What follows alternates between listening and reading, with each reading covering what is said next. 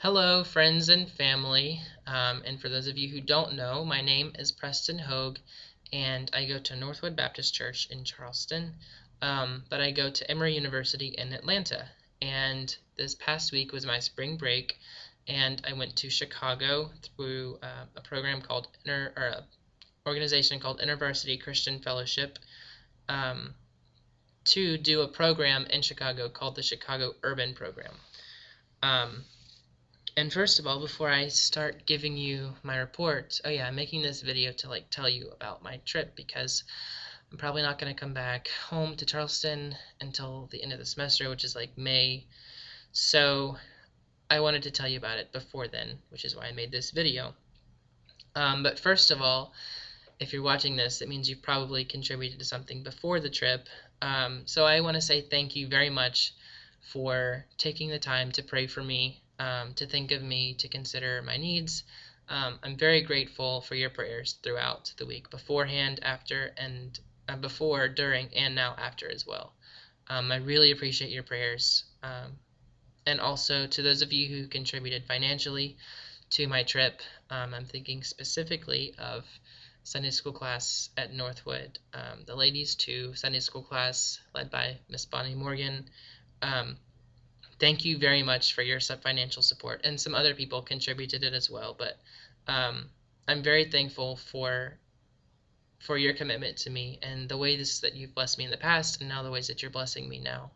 Um, God is using you in my life in a fantastic way, and in the lives of others as well.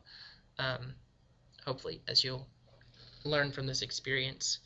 Um, So I'm going to do this video in kind of three parts because I know before when I came to speak in Miss Bonnie's class, I didn't want to take up the whole time so that she can kind of get a lesson into, because I could probably talk for like 2 hours if you really wanted me to.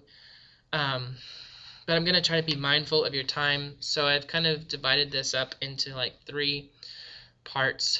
Um, as far as like the premise of the trip is the first part, and then the second part is like what I learned, and the third part is the ways that God challenged me through this trip and ways that I want to challenge you as well.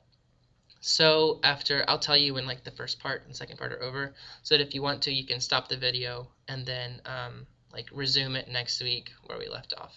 So yeah, I don't know if you want to do that or not, but I'm giving you that option because when I practiced this, it took me like 15, 20 minutes. So yeah, if you don't want to take 20 minutes now, then you can take 777 or 555, whatever, however it works out. And now I'm already talking way too much. So let's get down to business. The trip, kind of the premise of the trip, or like the foundation of the trip, um, is I go to a fellowship at Emory called InterVarsity Christian Fellowship at Emory is the official name. And InterVarsity is an international organization. It's like a college student organization. They also have a large publishing company. They produce a lot of books and things like that. So, but basically, at Emory, there are three chapters of InterVarsity. One is Emory Christian Fellowship, which is the multi-ethnic community or fellowship, and the other is Asian Christian Fellowship, which is primarily Asian. And the third one is BASIC, or Brothers and Sisters in Christ. BASIC is the acronym, and it caters more towards a community of African American believers on campus. And so this trip was 20 students from those three fellowships on campus at Emory, and also 10 students from Morehouse College and Spelman College, which are the all guys and all girls, respectively, historically black colleges in Atlanta. So a trip was 30 students, 20 from Emory.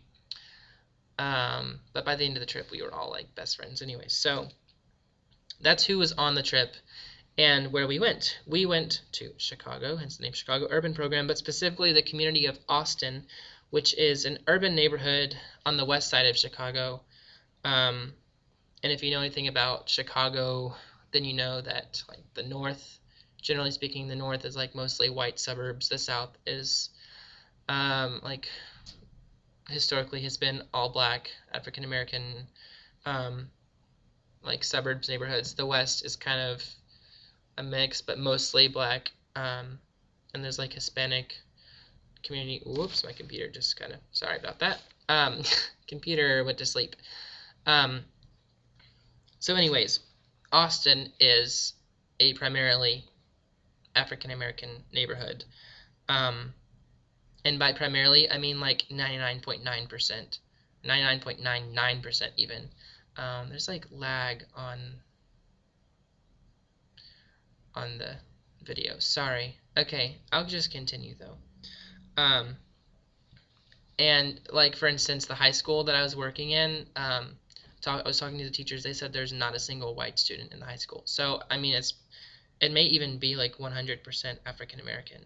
Um, so yeah, my next point was like, why did we go to Chicago? Well, for this exact reason, because there is a history of racism and racial division and social injustice, and because of this this racial and social injustice, like racial injustice in Chicago.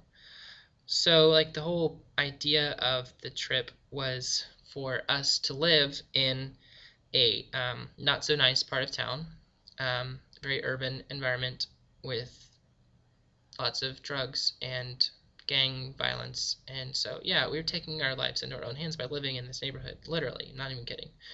Um, but to be in this community, be a part of it for at least a few days, to serve in the community for 3 days, Monday, Tuesday, and Wednesday, we went to all different kind of service sites, um, and to learn about racial and social injustice.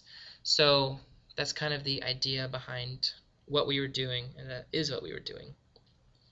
So this trip was not so much like an outreach ministry kind of thing, um, because it was so short term. Like the work that we were doing 3 days was like, you can't really do a whole lot with 3 days. I mean, God can do amazing things with 3 days. Like Jesus died and rose again in 3 days, but that's besides the point. Um, Ministry is not so much about like, or God has taught me in the past few years that ministry should not so much be about like getting converts as it should be about building relationships with people and discipling them and leading them into a full relationship with Christ, and not just like a one-time um, conversion experience that doesn't exactly change their life. Um, and a lot of mission trips are kind of geared towards that kind of end, but God showed me that that's not really effective as far as like making disciples for Jesus. So this trip was not so much, the point of it was not to um, bring people to Jesus. I mean, obviously that's an amazing thing if that happens.